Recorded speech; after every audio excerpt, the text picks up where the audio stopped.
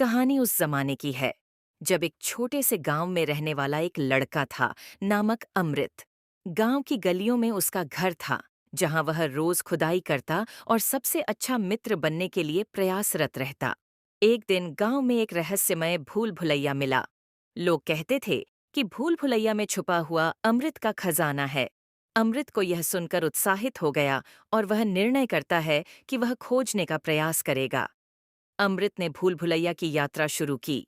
पहली गली में ही उसको एक बड़ा सा दरवाजा दिखाई दिया। वह धीरे धीरे दरवाजा खोलता है और एक रौंदी हुई सड़क पर पहुंचता है। गांव से बाहर का मंजर सुंदरता से भरा हुआ था और वह बस अगले कदम की प्रतीक्षा करता है।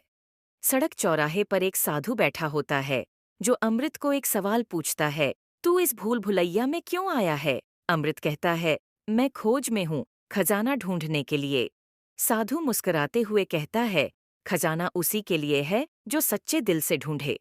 अमृत को यह समझ में नहीं आता, लेकिन वह अपनी यात्रा करता रहता है। हर कोने में एक नया सवाल और पहेली उसका सामना करता है, लेकिन वह हार नहीं मानता।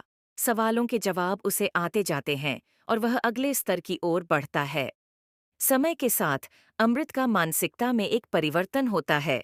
उसे समझ आता है कि खजाना सिर्फ धन का ही नहीं, बल्कि सच्ची खोज में मिलने वाली अनगिनत अनमोल बातों का भी प्रतीक है। अचानक एक दिन वह भूल भुलैया के अंत में पहुंचता है और वहां वह एक पुरानी किताब पाता है जिसमें सभी उत्तर होते हैं। साधु की बातें उसके सामने आती हैं और वह बताता है कि खजाना उसे मिल गया है। अमृत वापस अपने गांव की ओर बढ़ता है, लेकिन उसके दिल में एक नया उदार भाव होता है। उसने सीखा कि जीवन की सच्ची खोज में हमें अनगिनत अनुभवों का सामर्थ्य होता है और सच्ची धनी वस्तु हमारी आत्मा में बसी होती है।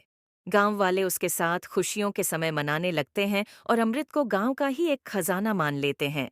वह अपनी कहानी सुनाता है जिससे हर किसी का दिल प्रेरित होता है और वह समझता है कि सच्ची खोज में हमें अपनी सीख सच्ची मिति से प्राप्त होती है।